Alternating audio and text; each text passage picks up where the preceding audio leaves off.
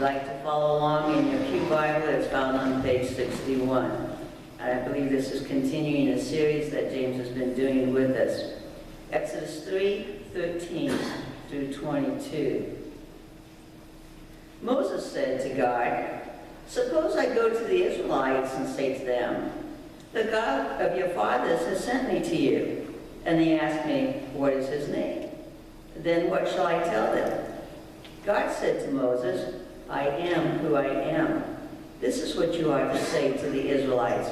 I am has sent me to you." God also said to Moses, "Say to the Israelites, 'The Lord, the God of your fathers, the God of Abraham, the God of Isaac, and the God of Jacob, has sent me to you. This is my name forever, the name by which I am to be remembered from generation to generation. Go, assemble the elders of Israel, and say to them, 'The Lord, the God of your fathers, the God of Abraham, Isaac, and Jacob, appeared to me and said, I have watched over you and have seen what has been done to you in Egypt. And I have promised to bring you up out of your misery in Egypt into the land of the Canaanites, Hittites, Amorites, Perizzites, Hivites, and Jebusites, a land flowing with milk and honey. The elders of Israel will listen to you. Then you and the elders are to go to the king of Egypt and say to him, 'The Lord, the God of the Hebrews, has met with us. Let us take a 3-day journey into the desert to offer sacrifices to the Lord our God.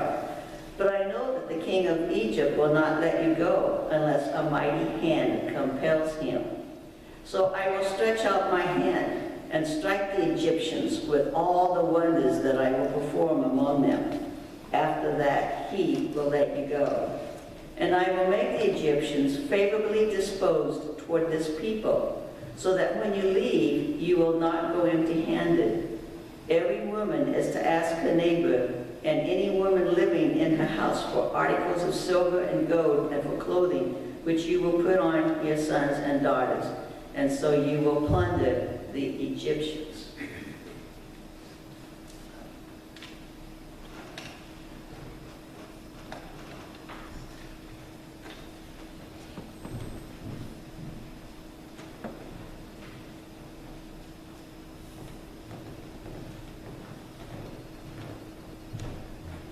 Good morning. So many of you know that before I found the Lord that I was an atheist. And when I was an atheist, I had all these intellectual objections to God, the idea of a God.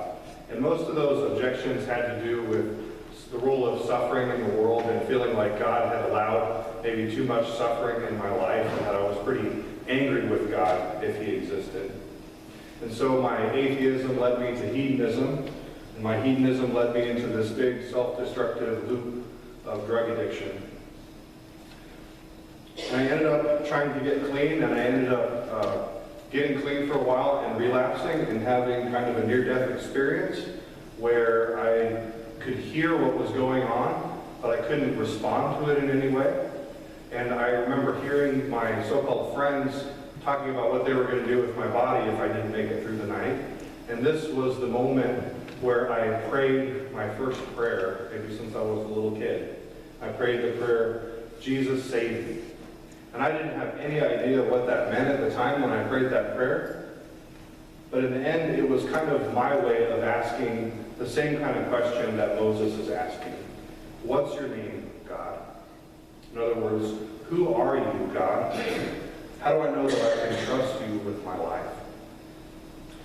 We've been going through this series on the questions of Moses, and this is all questions that Moses asks God in his encounter at the burning bush, and God's kind of responses to these questions. And these are big questions, questions that we all at various points in our lives come and ask God in our own way.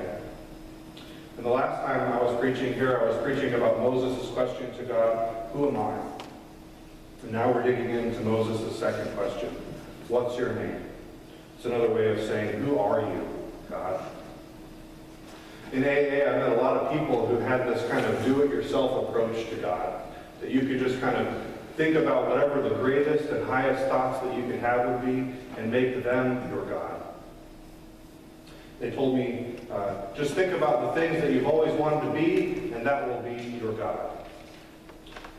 And it doesn't sound like something that would really work, really, does it? I mean, you might think that you could get all kinds of trouble if you tried to go down that path too far. And you'd be right, I think. But that's a very popular way of approaching this question in the world today. To think about what it is that I want God to be and making God that. So answering the question, who is God, looks a little bit different in our world of people where it's so cool to be a seeker, but it's not so cool to be a finder. Or we look at religion as if it's like a big buffet line where we can go and dabble with a little bit of this and a little bit of that, but we don't have to feel like we have to settle on one kind of spiritual food to eat. You know, so many of us feel that we're going to miss out if we just settle on one religion. You seem like arrogant almost for us to say things like, we know that our picture of God is the real picture of God, and someone else's picture of God is the false picture of God. But this do-it-yourself approach to God doesn't really work. It's a pretty big path on the long road to disappointment for a lot of people. And we may get somewhat close to God, the real God, when we think about the author of things like truth and beauty and love. But we get really confused when we try to do it ourselves, God, when we get to things like justice, the righteousness of God. We might easily make for ourselves the kind of permissive God that basically lets us do anything that we want, and whose grace we use cheaply like toilet paper to be thrown away. Or we could build for ourselves a vengeful God who hates the people that we hate, who ends up justifying any horrible thing that we could think of and would ever want to do to the people that have wronged us in this life. And I have a nagging suspicion that the people who have this do-it-yourself version of God, they end up making a God that probably look like the kind of God you could worship by sitting at home on Sunday morning and watch NASCAR, or the kind of God that you could sit around eating hot wings and watching football and worship, or in Oregon, where I come from, where you could go out camping every single weekend that it's nice out, and that could be your picture of God. I have this atheist friend in town who calls me often, and he really struggles with the concept of God. And we talk over and over again about what God is. But as much as he struggles with that, he struggles so much more with the question of who God is. To him, God is a category that you can't define, an abstract idea more than a person or a name. He's not something that you could ever care about or love. And when I speak about my relationship with God, he can only put that in the framework of me speaking about my relationship to something like beauty or truth or some kind of delusion that I might be having. He has no box for the real God, the living God, the God of the universe. And I keep telling him over and over and over again that you can't just understand God, you have to know God. You can't understand who God is without experiencing who God is. It's like I could read a book about this wonderful woman named Liz, who is my wife, and I could learn all kinds of things about her, things that she values, things that she cares about. But if I never met Liz, it would just be head knowledge. But the moment that I actually got the chance to meet Liz, then I would have a context for all of that head knowledge to find its reality. A place where I could actually move to having a relationship with this person, a chance that love could actually bloom. You know, unless I have that sort of knowledge of God, I don't really know who God is. God is not a puzzle to be solved. God is a person to be loved. A person who can give us meaning and purpose, something worth living for and worth dying for, even an adventure to be lived. And who God is perhaps the most important question of our lives. Because as we try to answer it, whatever answer we have for who God is, it will shape our identity. It will help us see the difference between being created or recreated in the image of God and recreating God in our own image. So who is this God of the Bible? Moses comes before God asking this question, but he does it in a way that his people would understand. He does it by asking for God's name, for who God is. In our world today, in America, we're so steeped in Western philosophy. We don't really realize it's there, but we think very Western ways. You know, when we talk about God, we think about the definitions of God's power and things like his knowledge, his ability to create, his presence throughout creation. We speak of what God is, saying things like God is timeless or spaceless or transcendent. But the ancient Hebrews, they didn't think about God this way. They thought primarily in the terms of God's identity and things like God's name. They thought about the reputation of God, the trustworthiness of who it was that they were to be the covenant people of. They thought about the identity of God a lot more than the attributes of God. So to hear Moses' answer, we have to first kind of strip away that Western mindset that we have and listen to what Moses says about God on its own terms. We can't listen to it in a Greek way. We have to hear it in a Hebrew way. And God reveals himself and his character by revealing his name, Yahweh. He is the God who was there before the creation of the world. He is the creator, the redeemer, and the sustainer of all things. The name Yahweh, which the Jewish people revered so much that they wouldn't even pronounce, could be translated as, I am the God who is here with you, or I will be who I will be, or I cause to be all that comes to be. The point is that Yahweh is sovereign and independent over creation, and his presence guarantees the fulfillment of his covenant promises to his people. He reveals his name to show the world who he is, just as he'll show his power in this Exodus event that's to come. And God has revealed his identity to show the world that he is sovereign over the forces of nature, of history, of the little g gods that the Egyptians worship. He doesn't just want to show the world his name. He wants to make his name great. He wants to be famous, exalted. And not because God needs to be exalted, that he has any need for humans to think of him a certain way, but because God is the God who has a name that is powerful and mighty. The God who wants us to know who it is that made the world and rules over it, so we can understand life, we can understand who we are in relation to him. And so for God to reveal his name is to reveal his holiness, his promise to dwell with his people since the very beginning, and his desire to have a relationship with each of us at a personal level. And in receiving God's name, we become bearers of God's name. We keep that name. And by our actions, we make that name of God either holy or profane. So who is this God of the Bible? It's not the God that people all over the world hear of as a swear word. They have no context other than that to think about God, the name of God. The God of the Bible is the God of the Exodus, the God who introduces his sacred name to us in our text today. And later, he reveals a lot more about who he is. And later in the book of Exodus, in chapter 34, 5 through 7, Moses again comes before God asking to know who this God is, to know a little bit more of his identity. And so he reveals himself to Moses in a new way. He asks Moses to hide himself in the cleft of a rock, and he's going to show himself to Moses. Actually, he's just going to show a little piece of his back to Moses.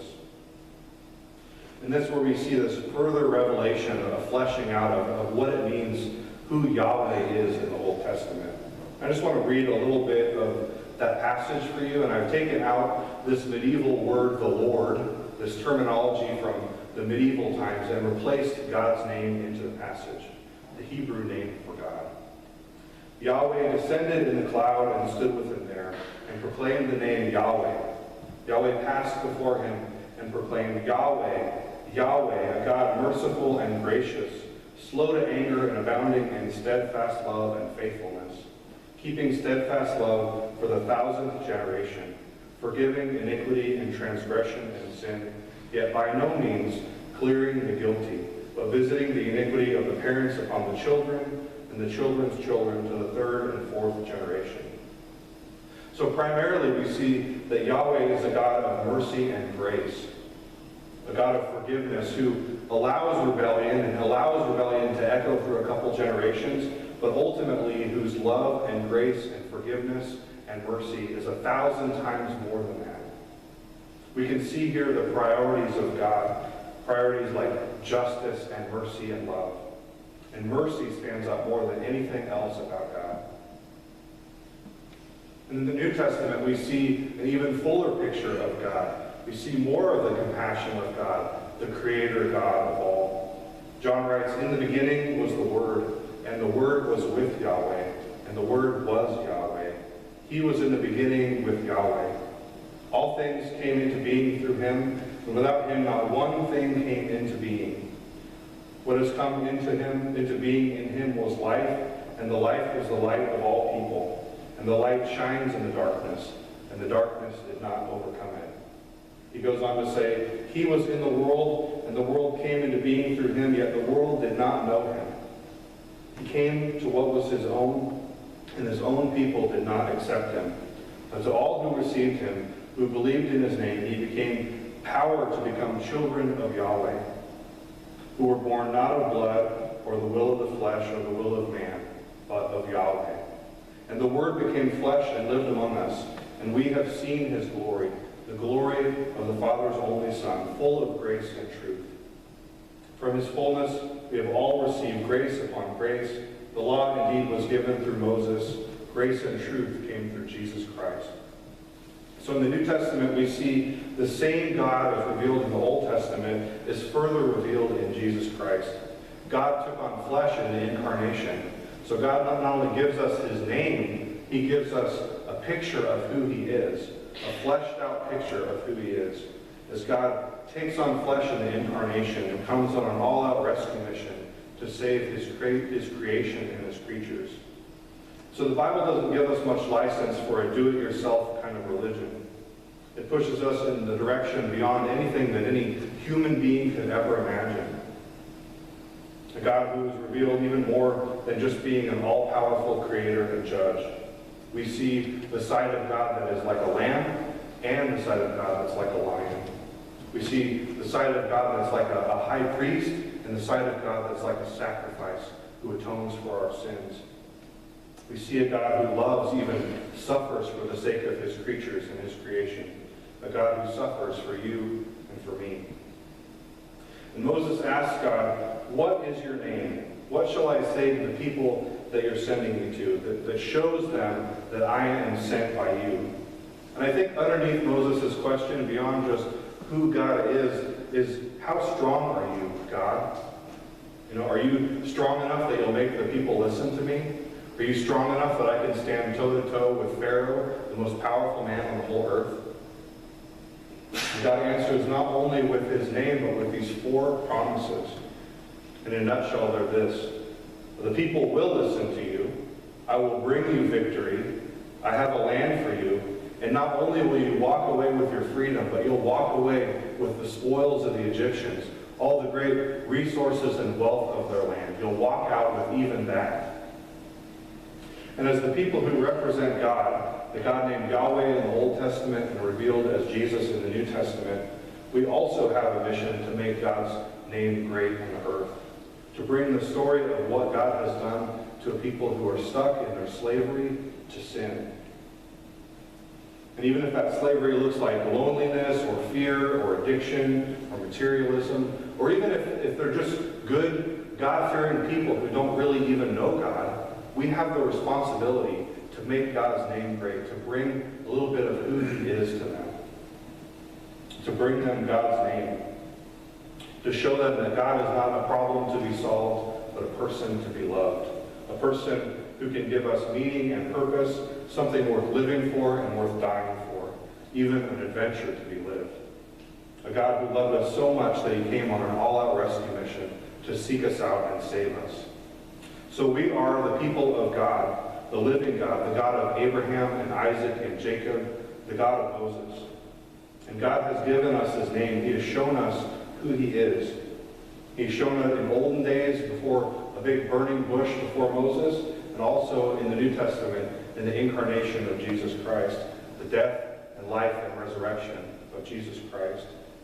And so he has given us a mission far bigger than any of us, a mission powerful enough to change people's lives. And like Moses, I think we're often trying to talk God out of that mission. We're afraid of that mission. To carry carry God's name with us, to reveal his identity to the world, and to reflect a little bit of who God is. So God came and revealed his name. He came in the flesh in the incarnation, and now he comes to lots of people through you and through me. We are called to be his witnesses to the world.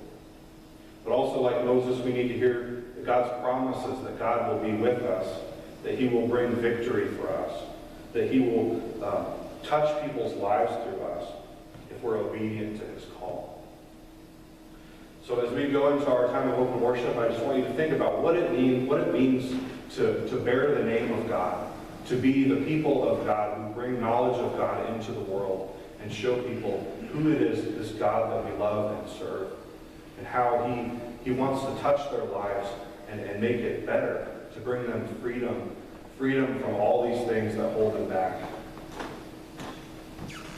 Just go before God and ask what role we're to play in this big mission he has for us.